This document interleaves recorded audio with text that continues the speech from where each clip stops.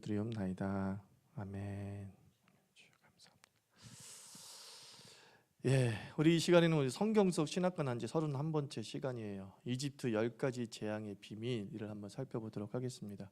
이집트 10가지 재앙의 비밀. 그리고 출애굽기 7장과 11장에 신학적 논쟁이 존재하고 있어요. 출애굽기 7장부터 11장 논쟁. 이게 뭐 논쟁이 될까 싶습니다만은 어떤 논쟁이 있었는가라는 것을 한번 쭉 살펴보도록 하겠습니다. 출애굽기 7장에서 11장은 이제 모세가 이스라엘 백성들을 애굽에서 이끌어 나오기 전에 애굽에 내려진 10가지 재앙을 기록하고 있는 성경이죠.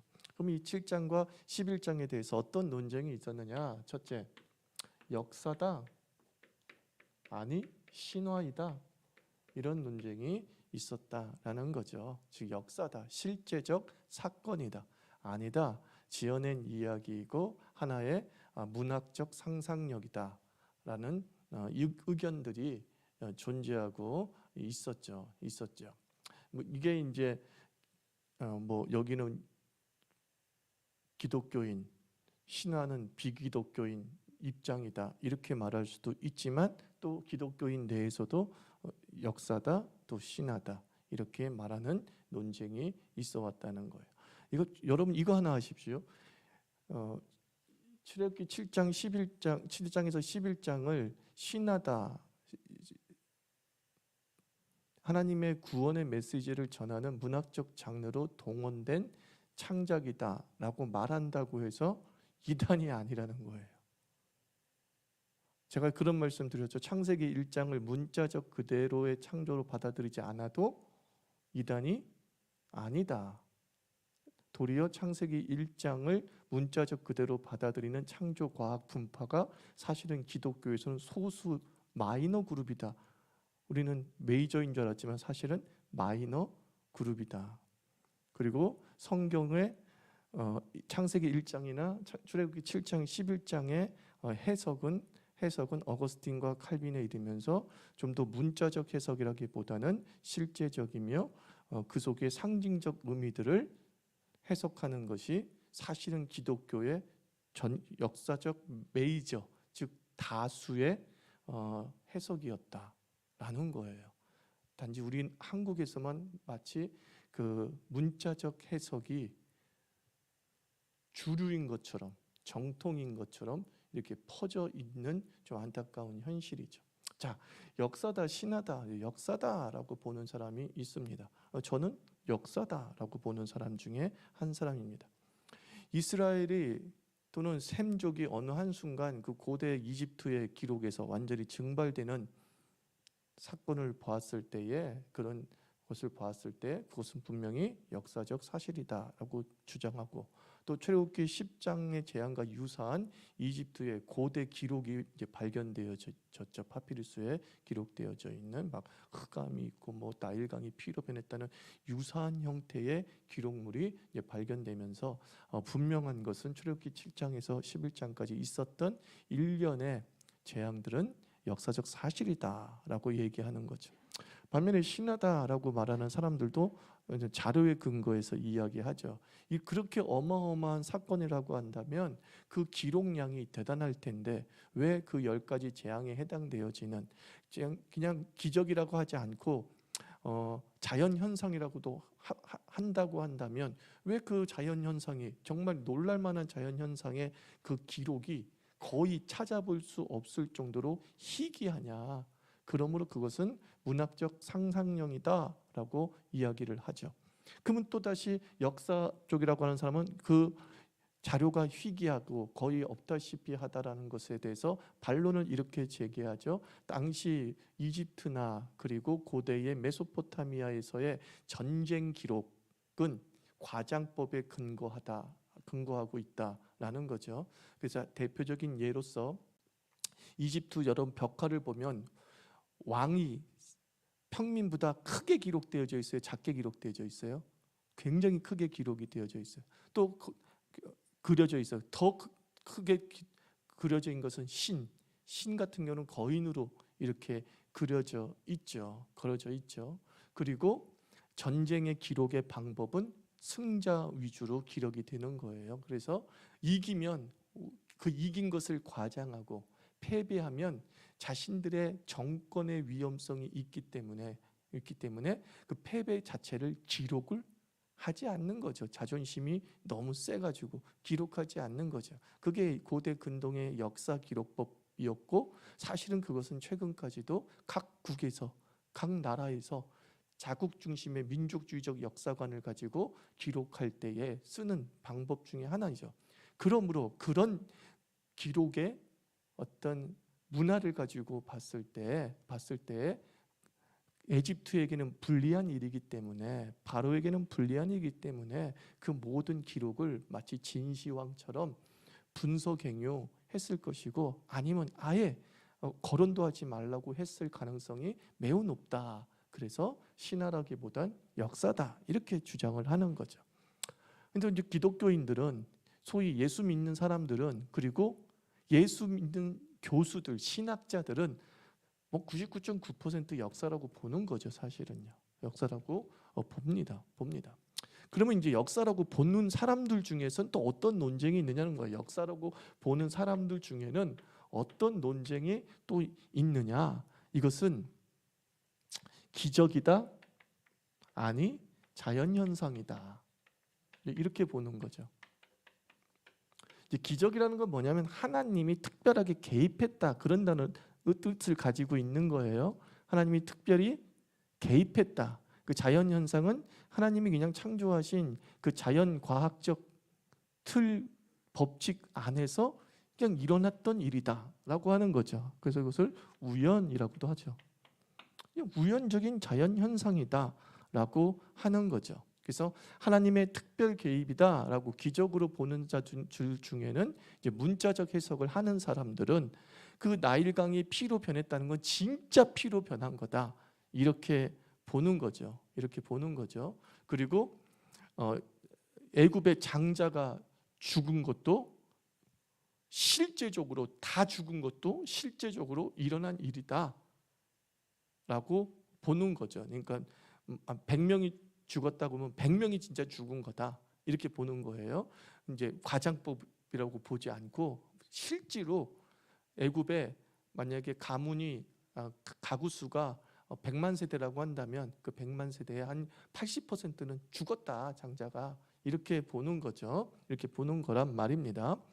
근데 이제 자연과학이 좀 발전하면서, 사실은 뭐 이거는, 이런 해석은 고대 유럽 기독교 중세에도 있었어요. 이제 자연현상이다라고 말하는 것 중에 대표적인 학자가 누가 있었냐면은 그레타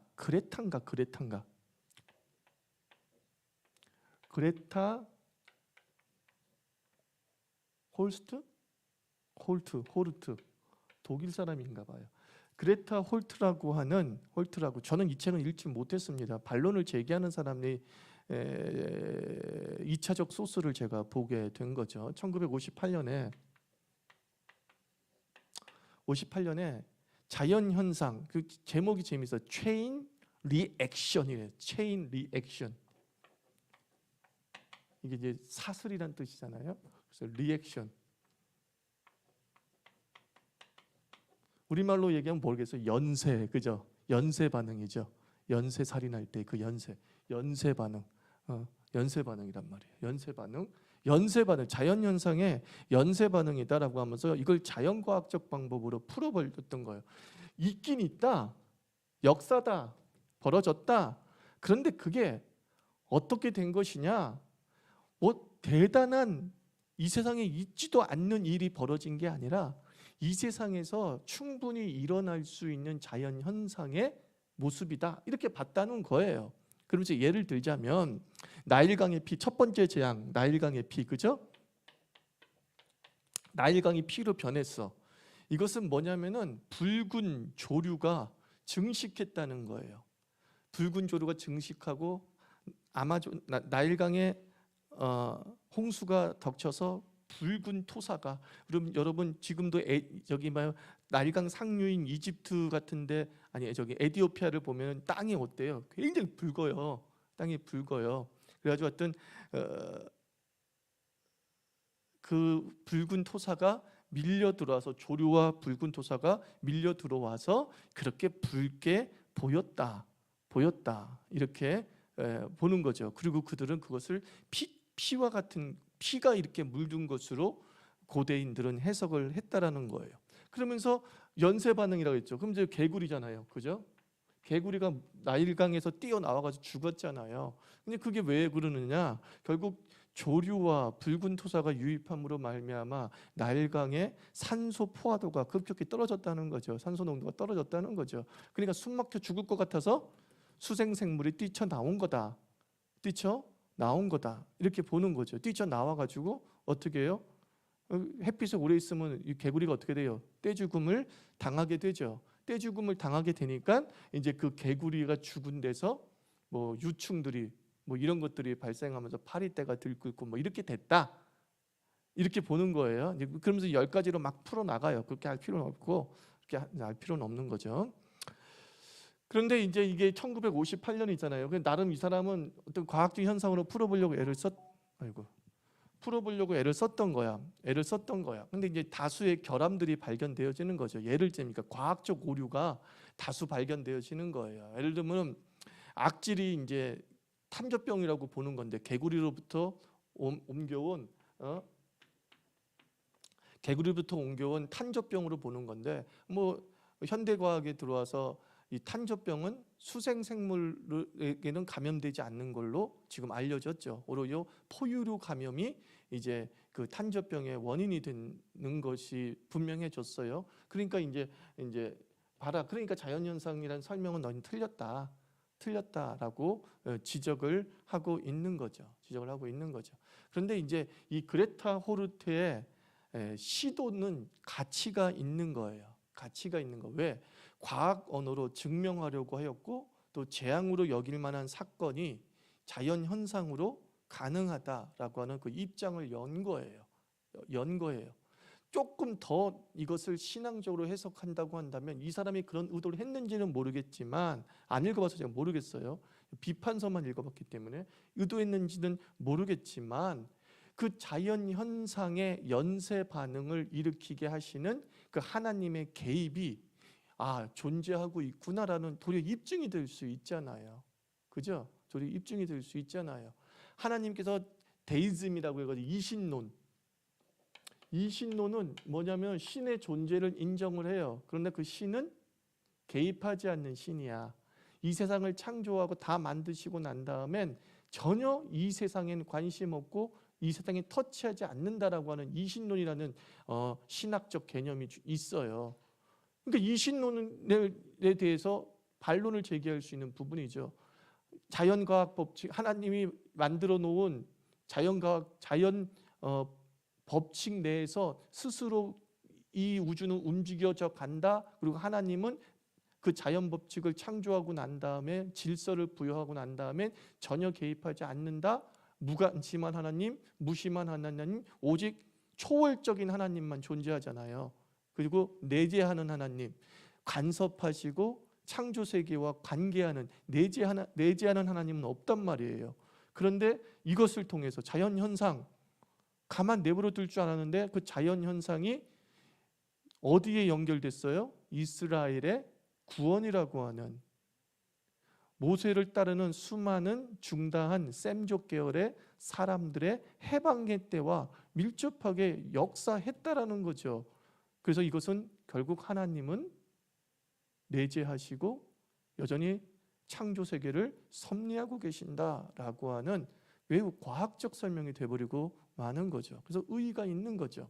그래서 이때 이후로 많은 연구들이 계속 행해지는 거예요. 자연 현상에서 분명히 일어날 수 있다. 이제 대표적으로 여러분들 다큐멘터 채널로 제일 유명한 게 뭐죠? 그렇죠. 내셔널 지오그래피 있죠.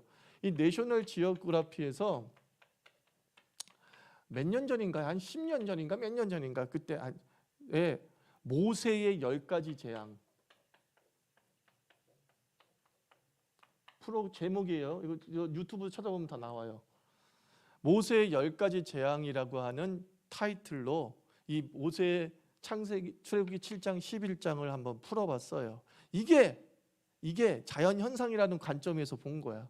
자연현상으로서 분명히 일어날 수 있다라고 하는 관점으로 풀었어요. 그래서 그레타 호르테의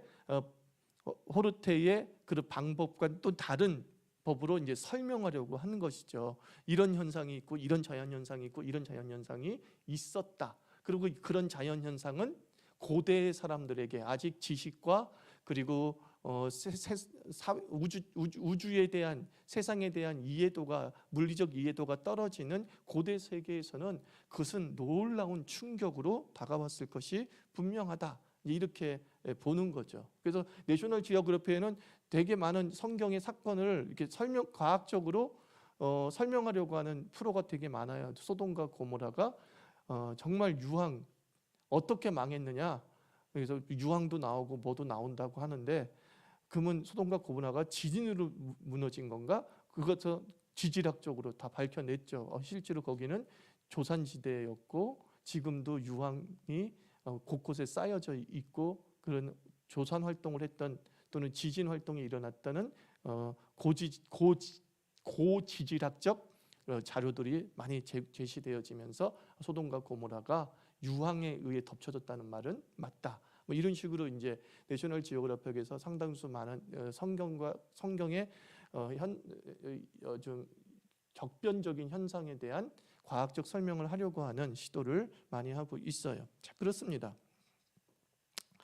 그래서 격변의 자연 현상은 존재했다는 연구는 우리 신학 내에서 기독교 내에서 꾸준히 연구되고 있어요. 꾸준히 연구되고 있어요. 어떻게 보면 그게 주류야. 비주류가 아니라 주류야. 즉 역사다. 실제했다.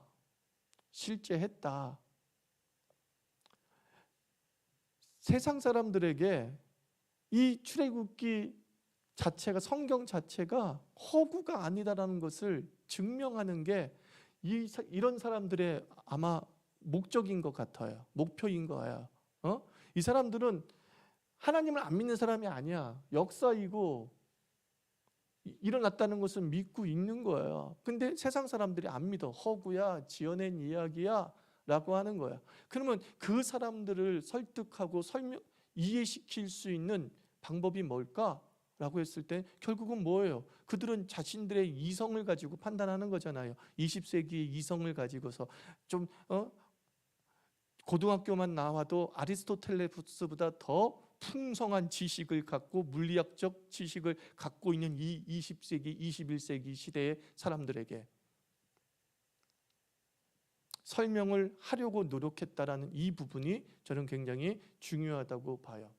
그러면서 또 하나의 기념비적인 연구소가 이제 나오게 되는데 이제 분자생물학자인 시로 트레시비사나토. 그러니까 이 사람이 이탈리 사람 같아요. 그래서 분자생물학을 공부했는데 이 이집트의 출애굽기 7장 10장에 10가지 재앙을 풀었어요. 그래서 제목이 우리 교회도 있지만 제목이 뭐냐면 이집트의 10가지 재앙의 비밀 이거예요. 이걸 우리 하성환 권사님은 한 5년 전에 다 읽었죠. 70이 넘은 나이에도. 이집트의 10가지 재앙의 비밀. 그래서 이 내용과 좀 비슷한 맥을 가지고 있죠. 그래서 이 사람은 어떻게 보았느냐? 세 번째. 이 사람은 어떻게 보았느냐? 자연현상. 자연현상이다. 맞다. 자연현상이다. 그때 발생? 왜 자연현상이 그때 발생? 연쇄가 가능? 이 모든 걸 뭐라 그래요? 기적이다. 이제 이렇게 보는 거예요. 관점이. 자연현상 맞다. 근데 그 자연현상이 하필 왜 그때 발생했으며 그렇게 연쇄적으로 어느 중간에 5번째, 4번째도 끝날 수가 있는데 그 연쇄적으로 그 짧은 시간 동안 내에 집중적으로 일어나게 됐느냐. 그래서 그가 자연현상이라고 하는 부분을 밝혀내면서 이제 더 신앙이 공고해진다고 해야 되나? 뭐 이렇게 보는 거죠. 그래서 우리 숭실대에 신학 교수인 김혜건 목사님이 교수님이 직접 이제 번역을 했죠. 번역을 하면서 추천을 하는 거죠.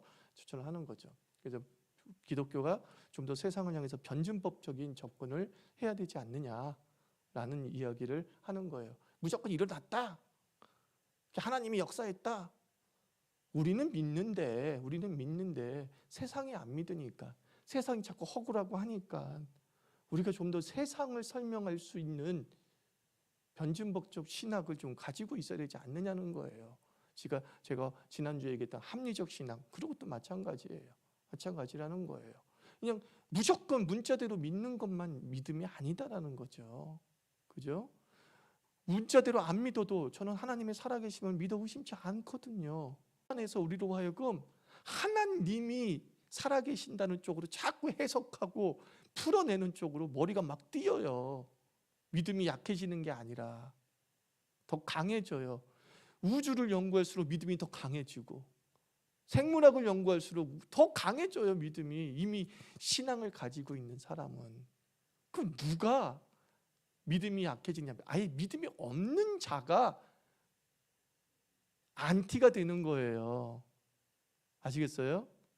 믿음이 없는 자가 안티인 거예요. 그냥 스티븐 호킹, 원래 믿음이 없어요. 그러니까 신이 자기의 우주적 발견의 지식을 가지고 내리는 결론이, 어떤 사람은 신비다 이렇게 얘기하는데 자기가 우주적 지식을 가지고 내린 지식으로 신은 없다 이렇게 말하는 거고, 도킨슨 같은 이 생물학자도 그냥 자기가 연구한 바에 의해서 DNA 뭐 이런 걸 연구하면서 이기적 유전자 이러면서 신은 인간이 만들어낸 존재다 이렇게 하는 거예요. 왜? 그 사람이 유신이었다 무신으로 간 사람이 아니에요. 무신이에요. 불신이에요. 그리고 그 적극적인 안티가 돼버린 거예요. 무신으로만 존재하는 게 아니라 안티가 된 거예요. 그러니까 여러분 두려워하지 마세요. 이런 분자생물학자가 이런 글을 쓸 정도잖아요.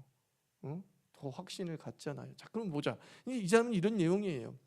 이 사람이 단순히 이야기를 쓴 게 아니라 이건 분명히 격변의 현상이 이건 격변의 현상이다.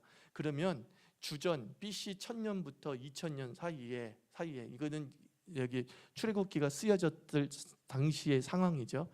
주전 1000년부터 2000년 사이에 지구상에, 그리고 이집트 나일강 주변엔 엄청난 지질학적 또는 기후학적 이변이 벌어졌을 거다. 격변이 벌어질 것이다 라고 전제하고 그러니까 가설을 세우는 거죠. 굉장히 과학적 방법이잖아요. 과학은 가설을 세우는 거잖아요. 가설을 딱 세우고 전제하고 고대 문헌들, 그리고 고기후학 문헌들, 그리고 고지질학 문헌들을 막 살펴본 거예요. 그리고 이제 어떤 문헌 자료에 대해서는 이제 뭐 방사동 동위원소님 여러 가지 방법의 그 측정들을 통하여서 그 연대와 맞아 떨어지는가 이런 것들을 다 측정을 해봤어요. 그러면서 수많은 격변 중에서 딱 이 출애굽기 17장과 11장과 맞아 떨어지는 격변을 하나 발견하게 되는데, 그 격변이 무엇이냐? 지금 그 지중해에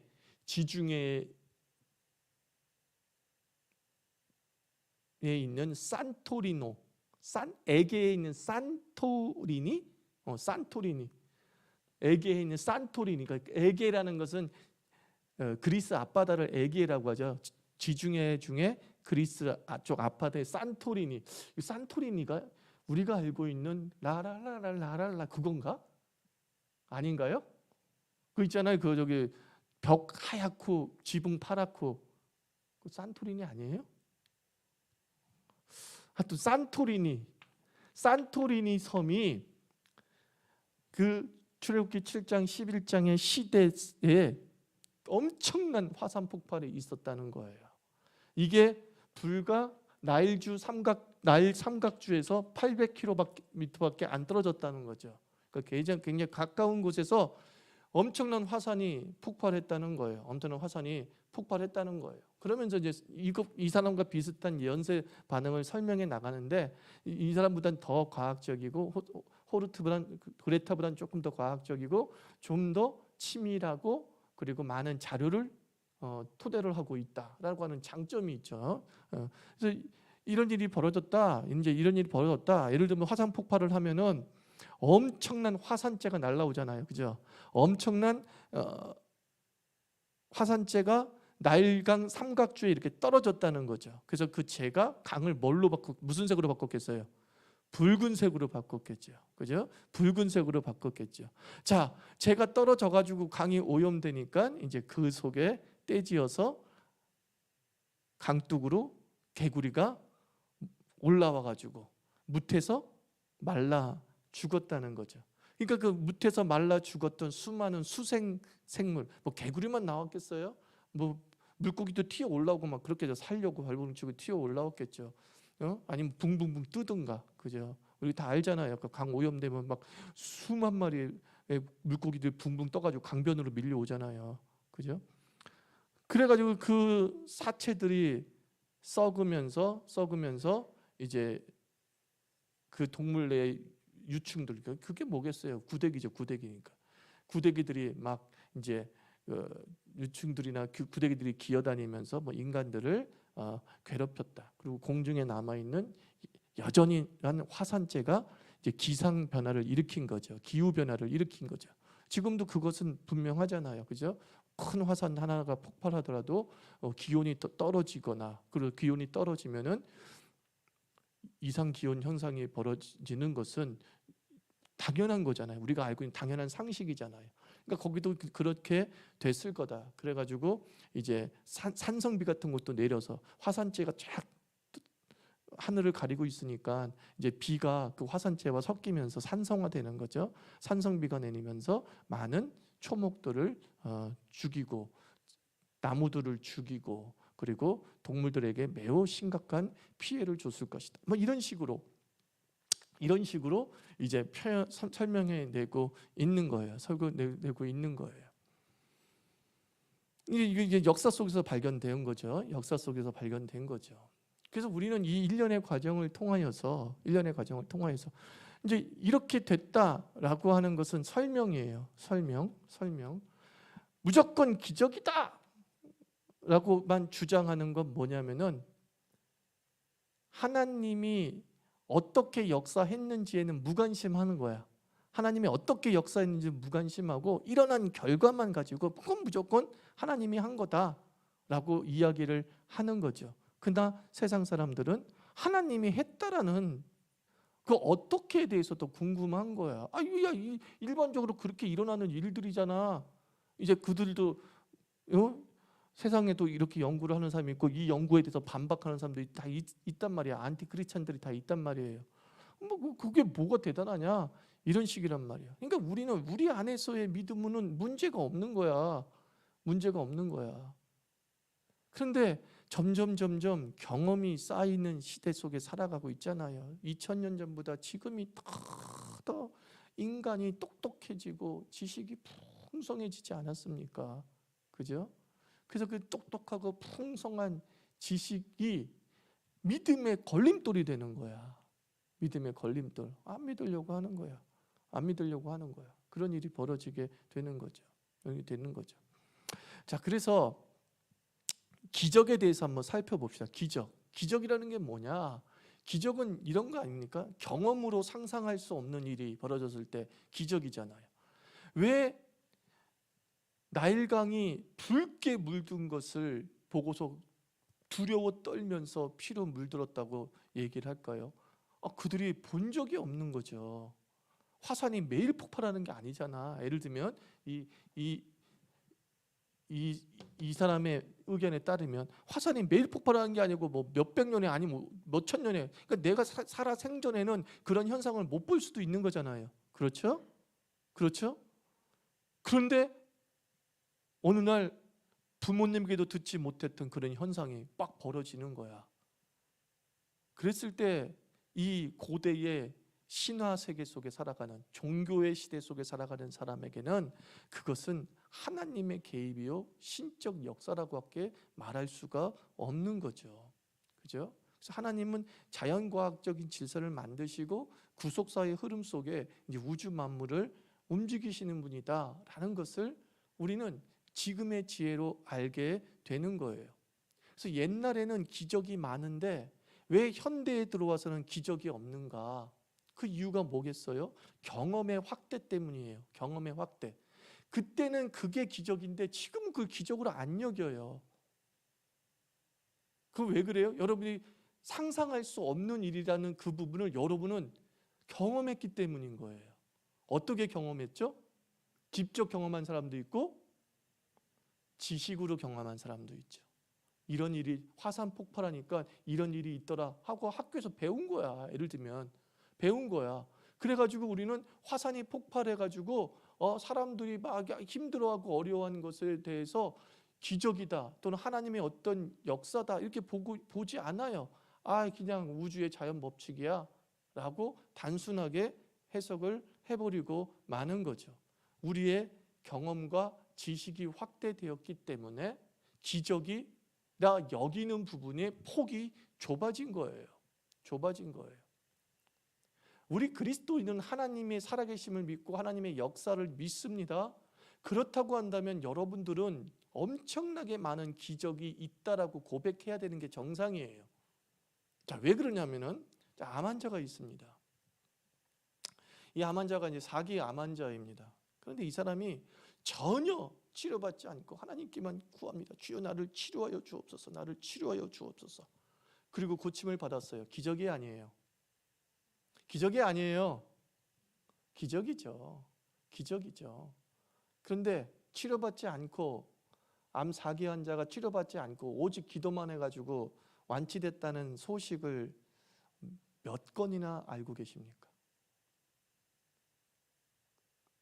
그 정도 있었으면 막 기독교 신문에 막 나와야 되는 건 아닙니까? 근데 어떤 기독교 신문에도 그렇게 죽음 직전인데 완전히 암이 없어졌어요 라고 하는 간증을 거의 찾아볼 수가 없죠. 거의 찾아볼 수가 없죠. 또 한 명의 암 환자가 있습니다. 똑같은 4기입니다. 이 사람은 매일 새벽 나와서 하나님께 기도하고 기도의 제목을 교인들과 나눕니다. 그리고 아산병원에 가서 항암 치료받고 그리고 의사의 수술을 권해서 수술을 받습니다. 근데 의사는 조금 가우뚱하죠. 4기라서 그렇게까지 기대는 안 하셔도 됩니다. 그러나 그는 할 것 다 합니다. 할 것 다 합니다. 모든 의술을 동원받습니다. 그런데 이 항암 효과가 있었는지 건강해졌어요. 지금 암이 많이 사라졌다고, 전이가 안 되고 다 죽었다고 하는 놀라운 이야기를 듣습니다. 기적입니까? 치료입니까? 이것이 바로 해석의 차이라는 거죠. 이런 사람들 엄청 많아요. 우리 기독교인 중에서요. 암 4기 환자 중에 항암 치료받고 수술받아서 생명이 연장된 사람들 되게 많아요. 근데 그건 우리는 기적으로 안 봐. 왜 그래요? 의술이 동원됐기 때문에. 의술이 동원됐기 때문에. 근데 그건 분명히 기적이죠. 그 항암제가 왜 나한테는 통한다는 거죠. 안 통한 사람들 엄청 많잖아요. 4기 환자 중에 항암제가 안 통한 사람들도 엄청 많았잖아요. 근데 나한테는 통했네. 좋은 의사 만난 것. 도대체 나는 그렇게 아는 사람도 없는데 어떻게 이렇게 좋은 의사를 만나게 하셨지? 백도 없는데 어떻게 내가 저 의사가 나를 치료하겠다고 시간을 맞춰줬지? 이걸 뭐라 그러죠? 기적이라고 하는 거죠. 그래요. 충분히 있을 수 있는 일이야. 근데 그게 나한테 일어났어. 누구나 어떤 자연 현상이야. 근데 내가 너무나 가뭄에 시달려서 목이 말라 있을 그때 비가 왔어. 우린 그걸 뭐라 그래요? 기적이라고 하는 거예요. 기적이라고 하는 거예요. 도대체가 상상할 수 없는 일이 기적이다라고 말해버리면, 도대체 이거는 자연현상에서는 일어날 수 없는 일이 일어났어 라고 하는 것만 기적이라고 한다면 현대인에겐 기적이 거의 없다시피 해요. 딱 하나만, 죽은 자가 살아나는 거. 죽은 자가 살아나는 거 빼고는 기적이랄 게 하나도 없어. 다 일어날 수 있는 일로 우리는 경험했기 때문에. 그죠? 경험했기 때문에. 눈먼 자가 앞을 본대. 이게 가능해졌잖아요. 눈먼 자가 여기 장님이 보게 됐다고? 아이, 그거 가능해졌잖아. 이거 다 전자 신호래 가지고 이제는 뭐 전자 신호 넣으면 다 되고, 그리고 이식 수술이 있어. 그러니까는 별로 두려워하지 않아요. 세상 사람들이 금리빨로 바뀌었다는 것을 딱 보고서는 합리적으로 이야기를 해요. 그 기적이라고 하기 전에 이렇게 얘기합니다. 치과 이력서 좀 보여주세요. 안 속는다는 거예요. 이제는 세상 사람들이 안 속아요. 치과 이력서를 보내주세요. 근데 치과 이력서를 또 안 보여줘. 웃기지 않습니까? 금리빨로 바뀌었는데 그거 하나님이 영광되는 거잖아요. 그러면 치과 이력서 보여달라고. 치과 기록 받지 않았다는 거 보여달라고. 또 보여주면 와, 기적이다 이렇게 얘기할 텐데 또 안 보여줘. 그러니까 뭐예요? 쇼라는 거 분명히 알 수 있는 거죠. 이런 세상이라는 거죠. 역사입니다. 정말 이 세상에서는 경험할 수 없는 3,000년, 5,000년, 6,000년의 역사 속에, 인류 역사 속에서도 경험할 수 없는 일로 벌어진 일이 있을 수 있고요. 지식의 확대로 그냥 일어날 수 있는 일로 이해되는 일도 있어요. 그러나 이 모든 것이 다 기적이 되는 이유는 이 연쇄 반응 때문이에요. 그때 왜 나에게예요? 그때 왜 나에게? 하나님의 섭리일 수밖에 없고 하나님의 개입일 수밖에 없다는 거죠. 수많은 사람들이 있는데 왜 나는 그때, 왜 나에게? 이거 아니겠습니까? 이스라엘 사람들이 그 자연현상이라고 본 사람들도 있겠죠. 아주 80, 90 살면서 인생 경험 다 겪으면서 저 화산재 때문이야. 이집트 사람들도 막대기로 뱀으로 바꿀 수 있는 마술쇼 같은 거 할 수 있었잖아요. 눈속임수 다 할 수 있었잖아요. 조금의 지식 가지고 그럴 수 있어, 저렇게 있어, 해석이 될 수 있겠죠.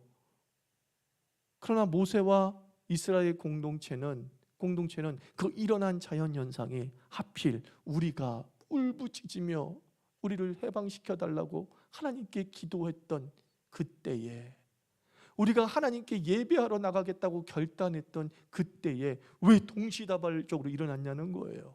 그들은 이야기합니다. 하나님이 우리에게 응답하셨다라는 거죠. 하나님이 우리에게 섭리하셨다라고 말할 수밖에 없어요. 그것을 그들은 기적이라고 얘기하는 거죠. 기적이라고 얘기하는 거죠. 자연현상인데 우리에겐 그게 기적이에요. 그죠? 이렇게 생각하면 현대사회도 기적은 충만한 거예요. 현대사회도 하나님은 역사하는 거예요. 왜 그때는 기적이 많은데 왜 지금은 기적이 적습니까? 너무 당신들이 교만해서예요. 이게 다 하나님의 은혜인 줄 모르는 거예요. 내 머리로, 내 똑똑함으로, 내 배움으로, 내 재산으로, 내가 알 수 있는 인맥으로 다 이것을 했다라고 생각하는 그 교만이 우리로 하여금 기적의 수를 스스로가 희소하게 만든 것뿐이에요. 3,000년 전, 4,000년 전 역사하신 하나님은 지금도 동일하게 역사하십니다. 그리고 우리는 그것을 간증이라고, 그것이 기적이라고 성도들에게 설명해야 돼요. 대단하게 막 죽은 자가 살아나고 문자 그대로 피야! 이렇게 말한다고 해서 하나님이 역사하셨다라는 것을 증명하고 그리고 설명하는 방법은 아니라는 거예요. 그런 설명을 하니까 더 하나님은 좁아지잖아요. 하나님이 더 안 계시는 거야. 도대체가 안 계셔. 왜 이런 일이 안 벌어지냐고. 문자 그대로 왜 지금은 안 벌어지냐고. 문자 그대로 하나님은 죽었어. 그때 4,000년 전 이후로 죽었어. 누구 눈에는, 불신자의 눈에는, 무신론자의 눈에는. 그리고 우리들에게도 죽었어. 하나님은 죽었어. 하나님은 섭리하시는 거예요. 하나님은 섭리하세요. 우리의 자연 현상이 초자연적인 현상이 벌어진다고 해서 하나님이 섭리하는 게 아니라요. 하나님은 자연 현상, 당신이 만드신 그 우주 질서를 당신의 구원의 의도에 맞게끔 다스려 나가시고 있다는 거예요. 그리고 우리 개인에게도 그렇게 다스려 나가신다는 거예요. 그러므로 기적은 좀만 우리가 겸손해지면 다 기적임을 고백할 수밖에 없는 거예요. 하나님이 개입하셨다. 내가 상상할 수 없는 일이 나에게 벌어졌다. 내가 할 수 없는 일이 나에게 벌어졌다 라고 하는 겸손한 고백이 여기저기서 터져 나올 수밖에 없는 거예요. 당신에게 기적이 있습니까? 있습니다. 당신이 하나님이 개입하시는 특별한 역사가 있을 것을 기대합니까? 있을 겁니다. 믿으십시오. 3,000년 전의 기적은 지금도 어느 순간 재현될지 모르는 거예요. 노가 떨어져 가지고 이제는 이 바다, 망망대해에서 바다 죽게 생겼구나 라고 하는 그 순간 그 돛담배가 조류를 탔다는 거 아니에요. 그래서 그 조류 따라 흘러가서 해안에 도달했다. 이걸 뭐라 그러죠? 기적이에요. 그 배가 무슨 자석처럼 끌어올려져 가지고 쭉 가야지 기적이 아니잖아요. 하필 왜 조류가 나에게 흘러 들어와서 나를 해안가로 끌고 갔냐는 거죠. 그걸 우리 뭐라 그래요?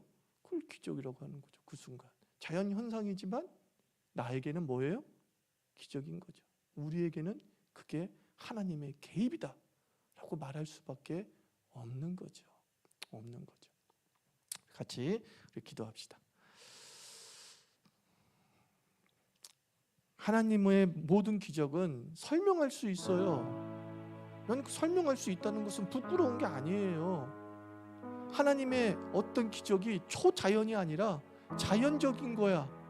그렇다고 해서 그것이 하나님의 존재를 부인하는 게 아니에요. 이 세상을 만드신 하나님은 이 세상의 모든 법칙을 당신의 의도와 계획대로 순간순간 움직이시고 변화시킬 수 있는 분이십니다. 여러분에게 이 하나님의 역사가 필요할 때면 하나님은 우리를 도우실 줄 믿습니다. 그죠?